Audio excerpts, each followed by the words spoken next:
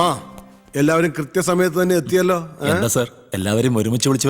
താമര വിരിയുമെന്ന ആവേശത്തിലാണ് ബിജെപി പ്രവർത്തകർ. അതിപ്പോ നാളെ ഏതാണ്ട് 8 മണി വരെ വിരിഞ്ഞോട്ടെ. 8 മണി കഴിഞ്ഞാൽ വാടും. ഇങ്ങോട്ട് ഇരുന്നാട്ടെ. തൃശൂർ ഇക്കുറി എടുക്കും, ജനങ്ങൾ തനിക്ക് തരുമെന്നൊക്കെ സുരേഷ് ഗോപി പറഞ്ഞിരുന്നപ്പോൾ ഒരു കാരണവശാലും അത് നടക്കില്ല, അക്കൗണ്ട് തുറക്കുന്നത് ബാങ്കിലായിരിക്കുമെന്നൊക്കെയാണ്. അതെ, അത് 4ആയി, 10ആയി, 50ആയി, 100ആയി, 1000ആയി. ഇത്തവണ 400-ലധികം ചുരുങ്ങിയതൊരു 10 ലിറ്ററെങ്കിലും രാഘവേട്ടന്റെ കടയിൽ കൊടുത്തേ പറ്റൂ. ബാക്കി വെള്ളം ചേർത്താ മതി. തമ്മുണ്ടാവില്ലടോ, അങ്ങനെ വഞ്ചിച്ചുള്ള ലാഭം ഞങ്ങൾക്ക് വേണ്ട. ഞങ്ങൾ അങ്ങനത്തെ പാർട്ടീസ് അല്ല.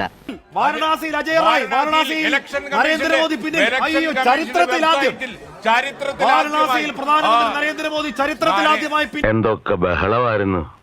മലപ്പുറം കത്തി, മെഷീൻ ഗണ്ണ്, ബോംബ്, ഒലക്കര മൂട്. കേരളം ചരിത്ര വിജയം സമ്മാനിക്കുന്ന തെരഞ്ഞെടുപ്പായിരിക്കും. എത്ര മനോഹരമായ നടക്കാത്ത സ്വപ്നം. നടക്കൂടാ, നടക്കും, നടക്കും. കനലൊരു തരി ആലത്തൂരായിരിക്കും. ആശ്വാസത്തിന്റെ കാറ്റ് ആലത്തൂരിൽ നടിക്കുന്നുണ്ട്. ആ തേണ്ടി RDPയുടെ തൊലി ഇരിക്കുകയാണ് ഉത്തമ. സഹിക്കുക, അല്ലാതെ എന്ത് ചെയ്യാ. സമ്പൂർണ്ണ സാക്ഷരത നേടിയതാണ് നമുക്കടിയായത്. ജനങ്ങൾക്ക് നല്ല ബുദ്ധി വന്നാ പിന്നെ അവരെല്ലാ പാർട്ടിക്കാരെയും കല്ലെറിഞ്ഞ് കൊല്ലാനിടയുണ്ട്. ഞാൻ ഇറങ്ങാം അമ്മച്ചി.